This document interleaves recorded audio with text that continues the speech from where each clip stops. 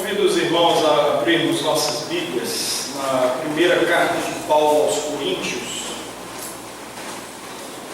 Sempre que Deus nos tem dado a oportunidade de trazermos a pregação no domingo à noite, nós temos meditado nessa carta, temos considerado as verdades de Deus para nós, através dessa epístola aos Coríntios. E nós temos observado, irmãos, que a intenção do apóstolo Paulo ao escrever esta epístola aos Coríntios era de tornar aqueles irmãos sábios em Cristo. Sabedoria era algo extremamente necessário na vida da igreja, e ainda hoje o é. De maneira que para nós, nos nossos dias, é altamente pertinente tratar a respeito de sabedoria. Podemos ver em algumas ocasiões o quanto a sabedoria nos é importante. Talvez exatamente a razão porque muitas vezes nós nos deparamos com situações adversas, com problemas. O X da questão é exatamente a ausência da sabedoria. E o apóstolo Paulo escreve então esta carta à igreja aos Coríntios para manifestar como é valioso ser sábio, como de fato é algo virtuoso, é algo que enriquece a vida do crente quando ele anda em sabedoria. Nós observamos que Deus disponibiliza a sabedoria à igreja. Por 3 ocasiões nós falamos a respeito de como Deus tem concedido abertamente, largamente, sabedoria à igreja. No capítulo 1, dos versos 1 a 9, o texto que nós consideramos, mencionava e menciona que Deus nos concede sabedoria através de 3 coisas bem simples, 3 fatos bem simples. Primeiro, saber quem nós somos. Saber exatamente a nossa identidade nos ajuda a viver de conformidade com ela. Depois, observamos que também Deus nos concede sabedoria quando nós buscamos saber o que é que Deus está fazendo. O que Deus está fazendo através da sua igreja, o que Deus está fazendo através das nossas vidas. E isso nos faz pensar a forma como nós andamos, nos leva, nos conduz a viver em sabedoria. Depois, observamos também o fim da caminhada que nós empreendemos, isso tudo dos versos 1 a 9 deste capítulo, manifestando o fim da nossa jornada. Não há sabedoria alguma em andar sem saber para onde vai, e nossa vida não é assim. A igreja do Senhor Jesus Cristo sabe exatamente qual é o seu destino, sabe exatamente para onde vai e aguarda ansiosamente por este dia, quando nosso Senhor há de revelar-se. Amém?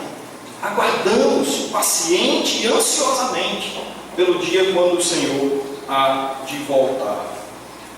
Apesar disto, apesar de ver como Deus fartamente dispõe-nos sabedoria, precisamos reconhecer que existem diversos obstáculos que se colocam diante de nós para que adquiramos a verdadeira sabedoria. Como em todo e qualquer empreendimento, como em todo e qualquer projeto que nós precisamos enfrentar obstáculos, precisamos enfrentar barreiras que se colocam contrários a nós, nos impedindo de atingir o nosso projeto, o nosso objetivo. E andar em sabedoria não seria diferente. Podemos observar que há diversos obstáculos que se colocam contrários a este andar. Alguns destes obstáculos são internos, estão em nós mesmos, coisas que nós precisamos vencer, coisas que nós precisamos trabalhar na nossa vida. Outros obstáculos são externos, são problemas de terceiros, problemas que vêm contra nós, ameaçando o nosso andar, ameaçando a nossa vida, de sorte que também se projetam como obstáculos, como inimigos da sabedoria a qual nós buscamos. A sequência do texto mostra exatamente estes obstáculos. E é exatamente nisso que eu gostaria de conduzir os nossos pensamentos hoje à noite, a considerar estes obstáculos, estes inimigos da sabedoria que vêm e tentam nos afetar em nossas vidas. Vamos ler então os versos 10 até o final do capítulo 1. 1 Coríntios, capítulo 1, versículo 10 até o final. Aqueles que puderem, vamos nos colocar em pé, fazermos a leitura da palavra de Deus.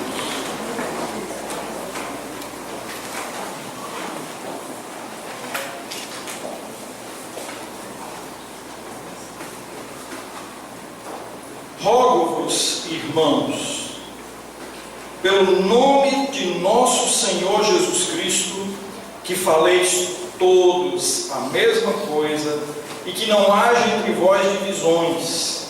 Antes, sejais inteiramente unidos, na mesma disposição mental e no mesmo parecer. Pois, a vosso respeito, meus irmãos, fui informado pelos da casa de Cloe, de que há contendas entre vós. Refiro-me ao fato de cada um de vós dizer: eu sou de Paulo, e eu de Apolo, e eu de Cefas, e eu de Cristo. Acaso Cristo está dividido? Foi Paulo crucificado em favor de vós, ou fostes, porventura, batizados em nome de Paulo? Dou graças a Deus, porque a nenhum de vós batizei, exceto Crispo e Gaio, para que ninguém diga que fostes batizados em meu nome. Batizei também a casa de Estéfanas. Além destes, não me lembro se batizei algum outro. Porque não me enviou Cristo para batizar, mas para pregar o Evangelho, não com sabedoria de palavra, para que se não anule a cruz de Cristo. Certamente a palavra da cruz é loucura para os que se perdem, mas para nós que somos salvos, poder de Deus. Pois está escrito: destruirei a sabedoria dos sábios e aniquilarei a inteligência dos instruídos. Onde está o sábio? Onde o escriba? Onde o inquiridor deste século? Porventura não tornou Deus louca a sabedoria do mundo? Visto como na sabedoria de Deus o mundo não o conheceu por sua própria sabedoria, aprove a Deus salvar os que creem pela loucura da pregação. Porque tanto os judeus pedem sinais, como os gregos buscam sabedoria. Mas nós pregamos a Cristo crucificado, escândalo para os judeus, loucura para os gentios. Mas para os que foram chamados, tanto judeus como gregos, pregamos a Cristo, poder de Deus e sabedoria de Deus, porque a loucura de Deus é mais sábia do que os homens, e a fraqueza de Deus é mais forte do que os homens. Irmãos, reparai, pois, na vossa vocação, visto que não foram chamados muitos sábios segundo a carne, nem muitos poderosos, nem muitos de nobre nascimento. Pelo contrário, Deus escolheu as coisas loucas do mundo para envergonhar as sábias, e escolheu as coisas fracas do mundo para envergonhar as fortes. E Deus escolheu as coisas humildes do mundo, e as desprezadas, e aquelas que não são, para reduzir a nada as que são, a fim de que ninguém se vanglorie na presença de Deus. Mas vós sois dele, em Cristo Jesus, o qual se nos tornou da parte de Deus sabedoria e justiça e santidade e redenção, para que, como está escrito, aquele que se gloria, glorie-se no Senhor. Pai Santo, Deus Altíssimo, nesse momento nós suplicamos que o Teu Espírito Santo provoque os nossos corações para entender as verdades da Tua palavra. Que os nossos corações, ó Deus, sejam realmente mexidos por Tua palavra.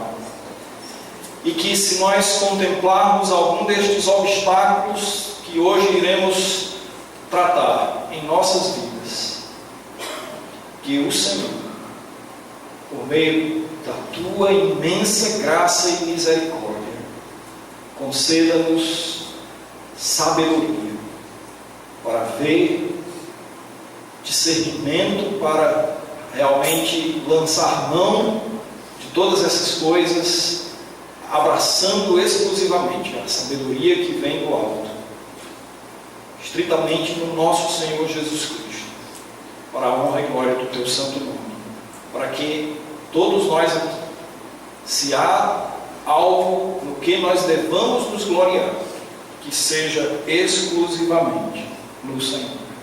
Agradecemos em nome de Jesus. Amém. Podem sentar, irmãos. Amados, um fato absolutamente certo é que os obstáculos, eles tendem a impedir o nosso progresso. Pensando em buscar sabedoria e viver em sabedoria, os obstáculos, eles impedem a sabedoria de florescer. Que obstáculos são esses que podemos destacar aqui no texto que nós lemos? Dos versículos 10 a 17, o apóstolo Paulo vai tratar a respeito do primeiro obstáculo, que é a divisão do corpo de Cristo. Depois, nos versos 18 a 25, ele vai tratar a respeito da sabedoria humana, que se projeta como obstáculo à sabedoria que vem do alto, que sempre busca ser melhor, sempre busca ser mais específica, mais rebuscada, mais contextual, lançando fora a sabedoria de Deus, postula o lugar de verdadeiramente mais digna desse termo de agir como sabedoria. E nos versos 26 ao final, verso 31, um último obstáculo, que é o orgulho humano, o jactanciar-se, o achar que é melhor do que qualquer coisa, de achar que está onde está por mérito próprio, de achar que o lugar que nós chegamos, nós o conquistamos por nossa própria força, nós o conquistamos por nossos próprios méritos. Hoje à noite, irmãos, eu queria desenvolver convosco os versículos de 10 a 17, tratando especificamente do primeiro obstáculo, a questão das divisões aqui. O apóstolo Paulo começa já, depois de saudar a igreja, depois de fazer aquela oração introdutória, onde ele eleva o seu pensamento ao Senhor, agradecendo a Deus por todas as coisas boas que ele via naqueles irmãos.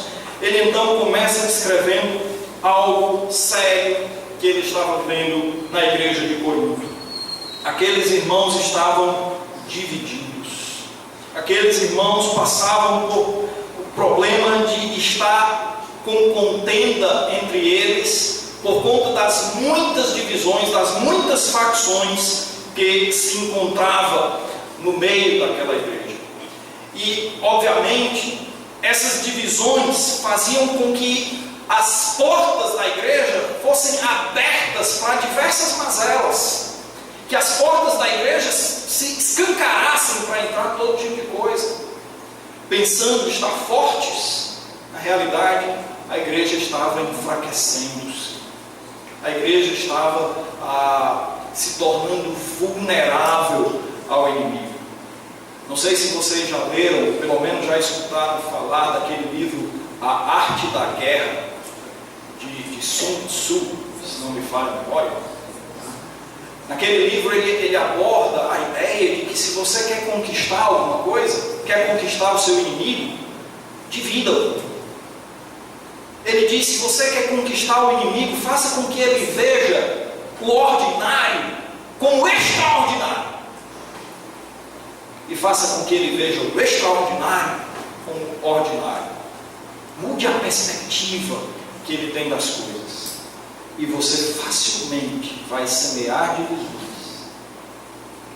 E semeando divisões, você o enfraquece, você o torna vulnerável.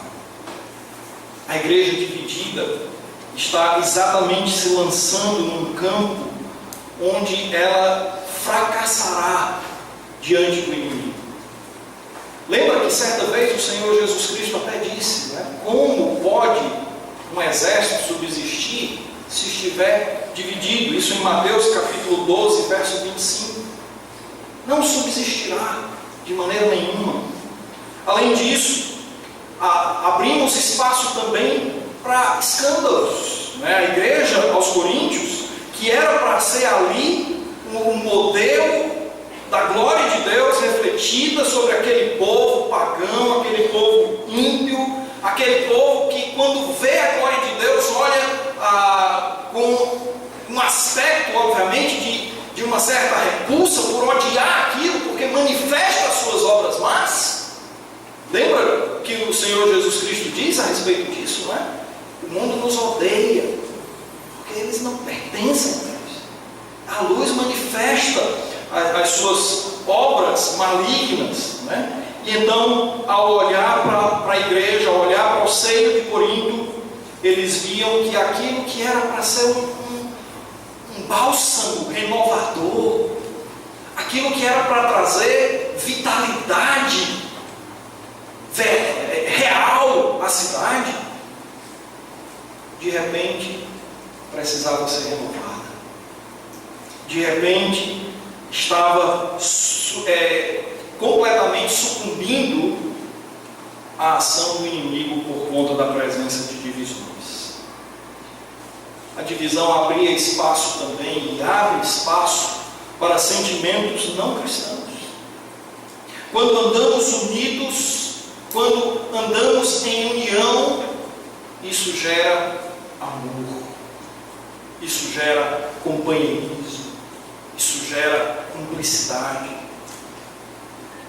Quando andamos desunidos, isto gera rancor, isto gera ódio, coisas que são absolutamente contrárias àquilo que o Senhor destaca como sendo virtudes de uma vida cristã. E como se não bastasse, as divisões também abrem espaço para fazer com que os descrentes não vejam a luz do Evangelho. As conversões são interrompidas pelas divisões. Imagine alguém que procura paz. Será que buscaria num ambiente de guerra? Será que alguém que procura transformação, que procura viver em paz com Deus, buscaria num ambiente em que esta paz nem existe entre as pessoas que professam a mesma fé? Este tipo de problema era que o apóstolo Paulo queria combater aqui. Quando ele escreve então aos Coríntios, ele intenciona colocar bem claramente, pelo menos, a resposta a duas coisas, duas perguntas simples. A primeira pergunta que ele vai tratar é de onde é que surgem essas divisões. A segunda pergunta é como a gente pode lidar com elas. E é isso exatamente que nós vamos ver hoje à noite. De onde surgem as divisões, contendas presentes muitas vezes na igreja? Nos primeiros versos, o apóstolo Paulo, depois de citar o problema em si, ele diz no versículo 12: refiro-me ao fato de que cada um de vós dizer, eu sou de Paulo, eu sou de Apolo, eu de Cefas e eu de Cristo. Muitas vezes, irmãos, as divisões surgem por favorecimento de alguma liderança da igreja. Muitas vezes nos colocamos ligados a qualidades pessoais, ou mesmo a posições pessoais. O apóstolo Paulo cita aqui 4 nomes de peso Cita o dele próprio, cita o de Apolo, cita o do apóstolo Pedro, aqui como Cefas, e cita o nome do Senhor Jesus Cristo. 4 líderes, por assim dizer, da igreja, 4 pessoas com as suas diferentes acepções, com as suas diferentes ênfases, com os seus toques pessoais. E ele vai então mostrar que muitas vezes as nossas divisões nascem exatamente ao favorecermos um em detrimento de outros. Apolo era um homem eloquente, era um homem estudado, era um homem que tinha uma retórica cativante, que pela sua maneira de falar cativava as pessoas, atraía as pessoas. Ele era aluno da escola alexandrina, que era famosa pelos seus oradores. A escola alexandrina é essa que vai ainda ser pauta na história da igreja por séculos a fio, que só vai deixar a sua harmonia diante das outras escolas cristãs depois da reforma. Então note quanto, vamos dizer, do início da era cristã até 1517, uma escola conhecida por seus oradores. E Apolo vinha da escola alexandrina. Então facilmente pessoas corriam para ele, facilmente pessoas estavam desejosas de ouvi-lo, de estar junto. Já o apóstolo Paulo era talvez mais espiritual, mais simples, mais sereno, equilibrado nas suas posições, prático no que se refere ao andar cristão. Enquanto isso, Cefas talvez tinha um charme especial. Cefas, considerando sua associação com Cristo, diferente dos outros dois, Cefas teve a oportunidade de poder conviver 3 anos ininterruptos ali com Jesus Cristo. Quantas histórias se podia ouvir de sua boca, falando das coisas que Jesus Cristo fez, quantas coisas maravilhosas, quantas parábolas de primeira mão que Pedro ouviu, que pôde compartilhar, quantos milagres de primeira mão que Pedro viu, que pôde falar para aqueles irmãos, aquecendo-lhes a fé. Então tinha todo esse toque particular, pessoal, que cativava também a muitos ali, fazendo com que o corpo estivesse dividido. E ainda, o que dizer de Jesus Cristo? O que falar sobre o Senhor das nossas almas? O que dizer da sua doçura, do seu amor? O que dizer da forma como Ele prontamente se doava por nós? Então haviam aqueles que também intencionavam colocá-lo como de fato líder do seu partido, mas nenhum destes de fato percebiam que esse tipo de comportamento levava-os, ao invés de atingir o objetivo de Jesus para as suas vidas, levava-os a fugir dele. Mesmo intencionando-se ser mais puro e espiritual, aquele grupo que dizia, nós somos de Cristo, não tinham nada de espirituais, não tinham nada de pureza, porque não percebiam a ruptura que estavam causando.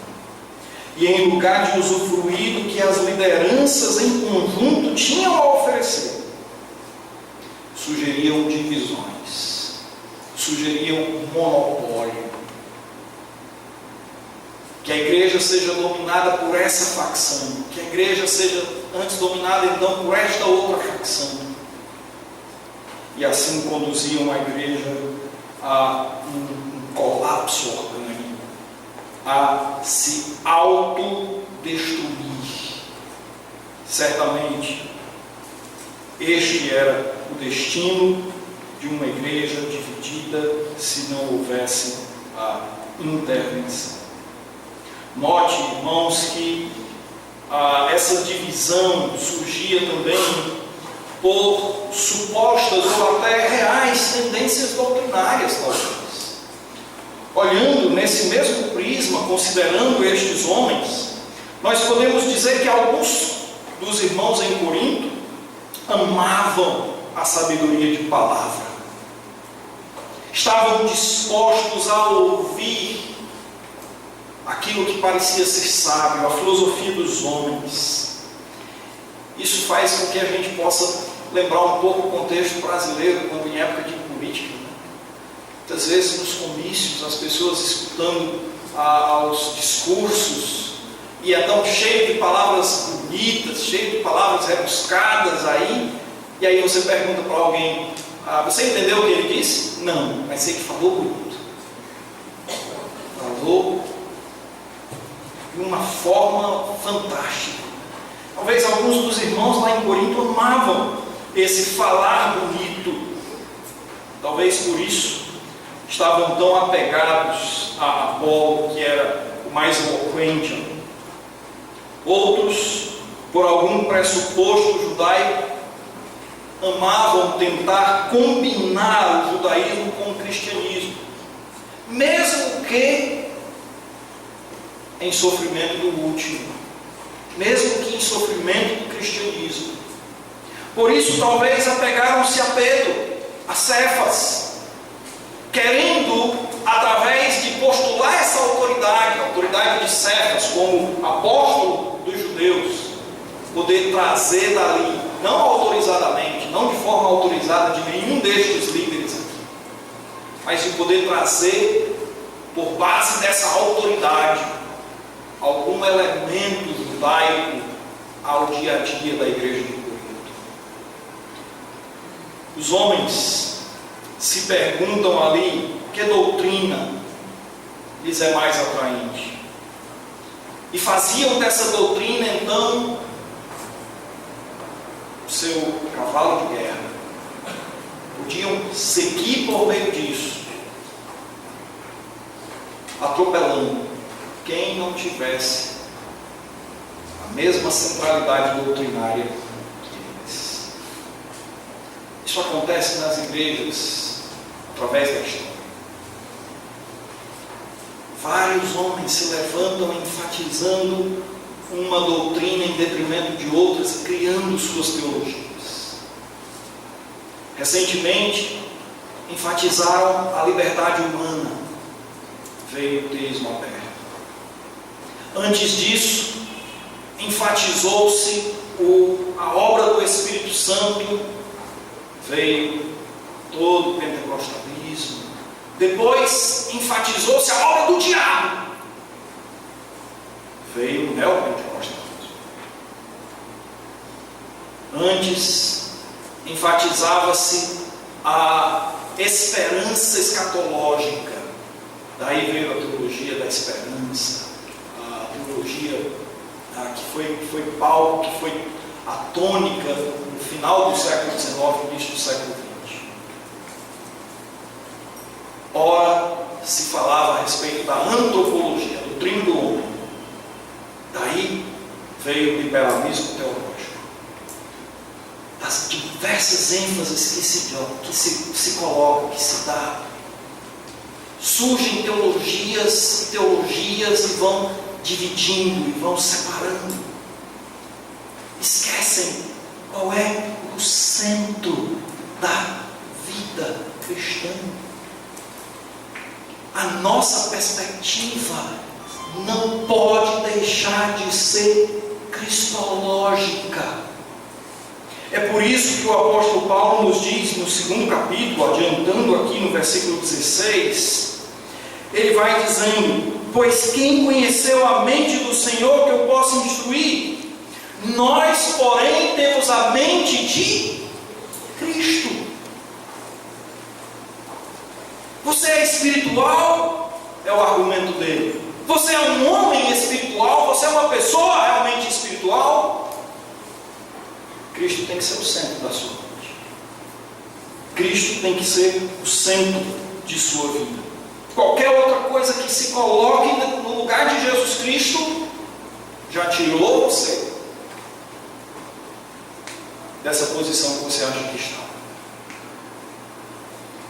Exaltar qualquer coisa, exaltar qualquer servo acima do mestre, abre espaço para a divisão.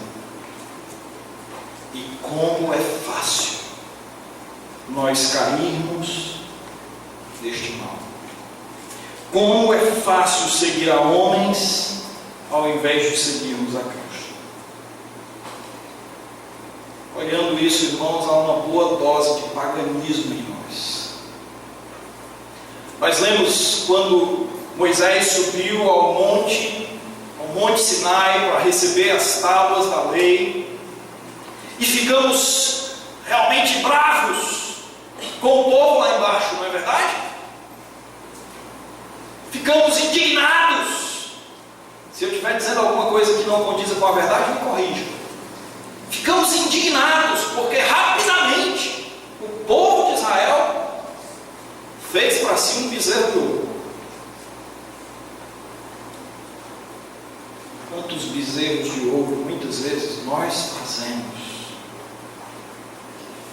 quando nós não colocamos Cristo como sendo centro de nossa vida? E quando quando falo em colocar Cristo como centro, me refiro a tudo que é consequente a Cristo estar no centro. A vida de unidade, de amor, de zelo, de respeito, de convivência mútua, de levar as cargas, de ajudar quando alguém sofre, de ajudar quando alguém tropeça.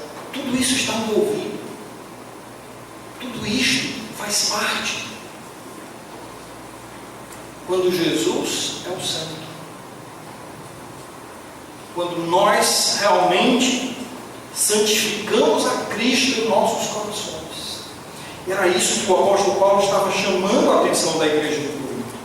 Eles precisavam entender que as divisões estavam procedendo exatamente de eles colocarem qualquer outra coisa no lugar de Jesus.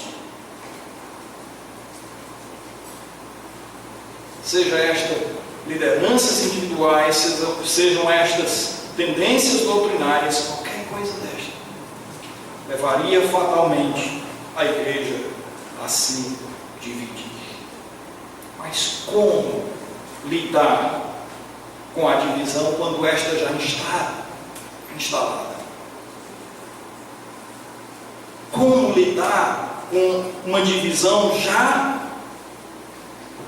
em andamento, como a que estava ocorrendo ali em Corinto? O apóstolo Paulo nos dá algumas dicas aqui.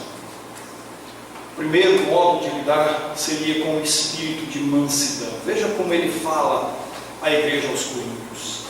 Primeira palavra do versículo 10. Rogo-vos,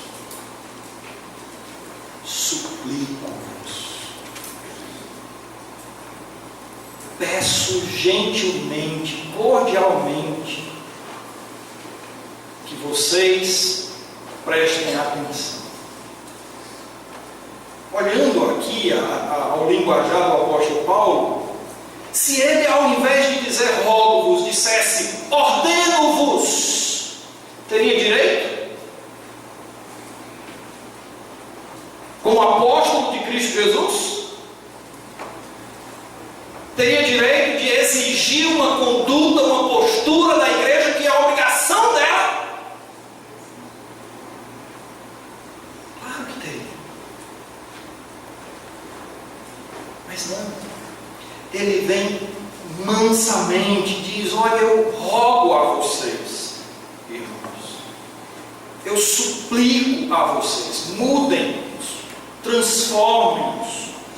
Note que ele não para por aí. Veja o amor com que ele trata a situação. Pelo menos 2 vezes ele fala: irmãos, versículo 10, rogo-vos, irmãos. Depois, versículo 11, eu escuto a vosso respeito, meus irmãos. Note o amor com que ele a trata aqui.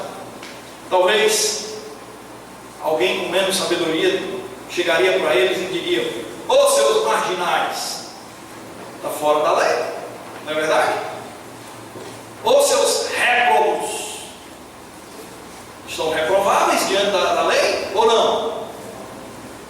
Não é assim? Não é assim que nós mesmos muitas vezes agimos quando o camarada está andando fora da linha? Ô seu desviado! E aí começamos com isso a tentar trazer a pessoa de volta. O apóstolo Paulo diz: meus irmãos, a doçura, o amor pertinente aqui, sem falar na discrição com que ele trata aqueles irmãos ali. Depois de citar os partidos, note que ele não volta mais a tratar deles, nem tenta colocar um partido como melhor que outro, nem mesmo o seu próprio, por sua vaidade pessoal. Muito pelo contrário, é exatamente tratando sobre o seu próprio partido que ele quer atingir aos demais. Será que vocês não percebem que não fui eu que fui crucificado por vós? Não foi em meu nome que vocês foram batizados? Vocês não estão percebendo a loucura do procedimento que vocês adotaram? E a partir do seu próprio grupo, ele começa a conduzir as pessoas a valorizar a unidade da igreja, a valorizar a união que o corpo de Cristo deve ter. Ele rejeita seus próprios seguidores como indignos e facciosos, demonstrando sinal de graça no coração e de sabedoria. Note que em nenhum momento o apóstolo Paulo, ao ser amoroso, ao agir com espírito de mansidão, com discrição, ele deixa de ser franco. Ele ilumina o problema, ele destaca o problema, ele apresenta ali com franqueza, sem ocultar ou tornar a coisa misteriosa, sublimada, semeando mais desconfiança, o que destruiria o amor. Ele vai diretamente e diz: olha, o nosso problema é este. Nós estamos divididos por causa disto. Não deixa a coisa no ar. Não deixa a coisa para se tentar se buscar subjetivamente. Não, mas com clareza ele declara a questão. E o objetivo aqui era levar cada pensamento como cativo a Jesus Cristo. Foi em nome dele que aqueles irmãos foram batizados. Foi Jesus Cristo quem morreu por eles. Foi Jesus Cristo quem graciosamente assumiu a nossa morte, para que por meio dele a igreja do Senhor pudesse ter vida abundante. O argumento do apóstolo Paulo aqui, meus irmãos, é que se é assim, como pode a igreja estar dividida? Se é assim, se todos nós fomos salvos por Cristo e fazemos parte do seu corpo, Como pode a igreja estar dividida? Cristo não está, nem pode ser dividido. Se assim é, e a igreja de Corinto é a igreja de Cristo, a igreja ali também não poderia estar dividida. De maneira que, para haver unidade, eles deveriam lembrar que este corpo apenas possui uma cabeça, apenas possui um Senhor, apenas possui um Redentor, o Senhor Jesus Cristo. Irmãos, o apóstolo Paulo então procura a unidade da igreja apresentando o seu próprio testemunho, apresentando o seu próprio andar, tirando-se fora, tirando qualquer ênfase que se possa ter ao seu ministério particular. O apóstolo Paulo queria absolutamente que os irmãos entendessem que ele não era o Papa, que ele não era aquele que estaria de fato como o maior líder da igreja do seu tempo. Ele queria mostrar que há apenas um em quem seus olhos estavam: o Senhor Jesus Cristo. A Ele sim seja toda a glória. E é por Ele e através dEle que nós glorificaremos a Deus. É através de vivermos o Senhor Jesus Cristo em nós, com todas as virtudes que uma vida com Cristo traz. É através disto que Deus será glorificado. Não estamos isentos, irmãos, nos nossos dias, de divisões e contendas. Mas nós podemos agir como fiscais de nós mesmos. Podemos agir para evitar que a partir de nós surja ou insurja qualquer sentimento de divisão. Eu não sei se os irmãos lembram de um provérbio que me vem aqui à mente agora: 6 coisas Deus não gosta e 7 sua alma abomina. Aí ele vai citando várias delas, e a 7ª coisa que sua alma abomina é o quê? Semear contenda entre irmãos. Aonde é que o Senhor ordena a bênção? Onde estão unidos os irmãos. Onde é que a oração ela encontra pronta resposta? Quando os irmãos oram unidos.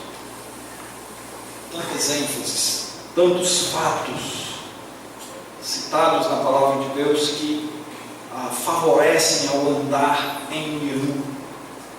Então que Deus nos ajude a de fato lançar mão, jogar fora toda e qualquer coisa que cause qualquer sombra de divisão.